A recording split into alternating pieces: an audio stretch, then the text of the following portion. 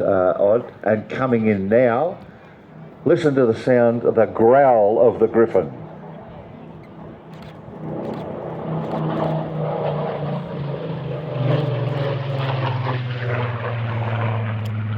Now that is my idea of a Spitfire. I love the Mark 24.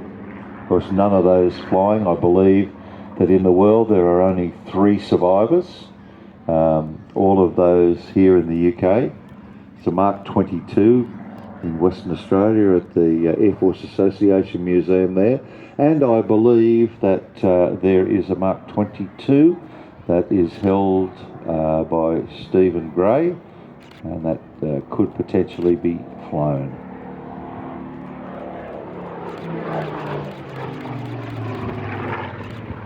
As the Spitfire story goes back to March 1936, when the prototype first flew, and Mutt Summers, the test pilot, is alleged to have said after flying the aircraft the first time, "Don't touch anything." Nobody really can say for sure what that means, whether or not it's perfect or don't touch anything, I'm coming back to fly it.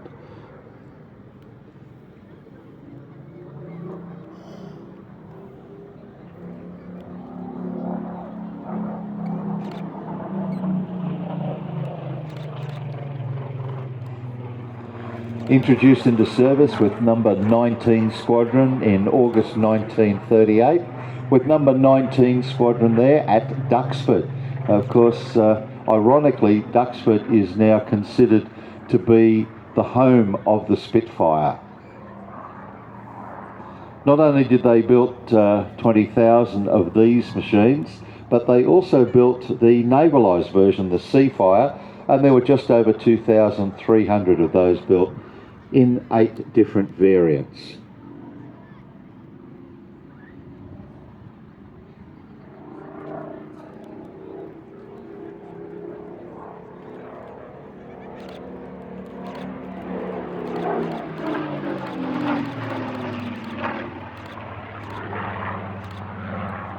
Over 36 countries flew the Spitfire in either a major or a minor capacity during and post World War II.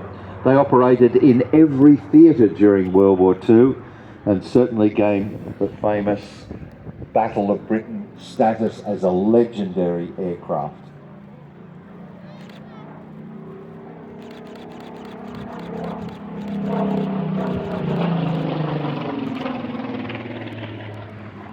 Flew with the RAF, United States, French, Polish, Russian, Yugoslavian, Australian and New Zealand squadrons. They were actually also trialled with floats for operations from remote areas and in Norway. That's going back to the roots of R.J. Mitchell's Schneider Trophy winning those high-speed seaplanes.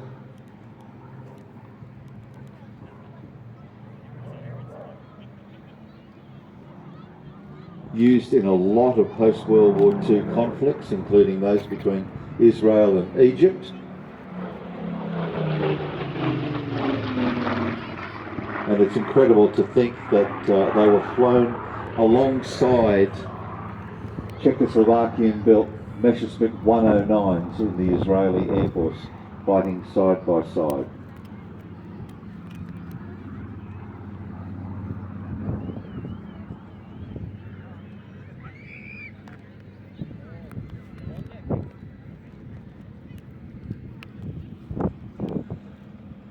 This flight is dedicated today to Squadron Leader Mark Long from the Midlands Air Festival.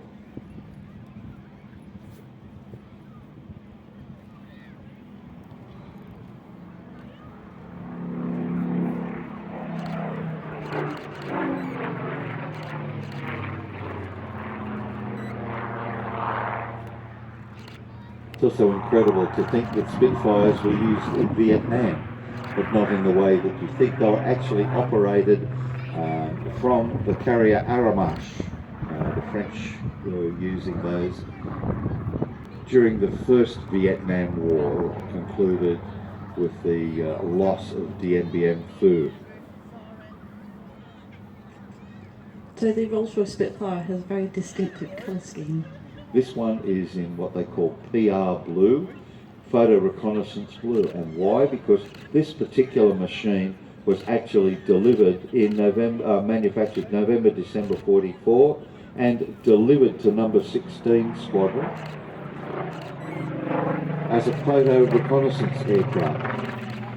It undertook a number of noteworthy operations towards the end of World War II over The Hague, Rotterdam, over the River Elbe, Emden, Bremerhaven and Cuxhaven, photographing shipping and also potential and actual V2 sites. March 1946 it returned to the UK and was stored in a succession of maintenance units. In September 1952, cranked out of storage and was issued to what they called the temperature and humidity flight. Now, the aircraft were equipped with various instruments that could measure pressure, temperature and humidity at various altitudes to assist in weather forecasting.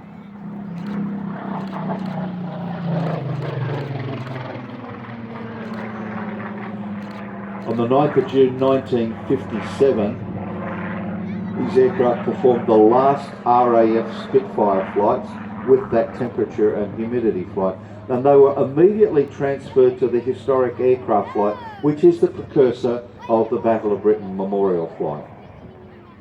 That was the final flypast there of the Spitfire, and as I said, dedicated today by the Midland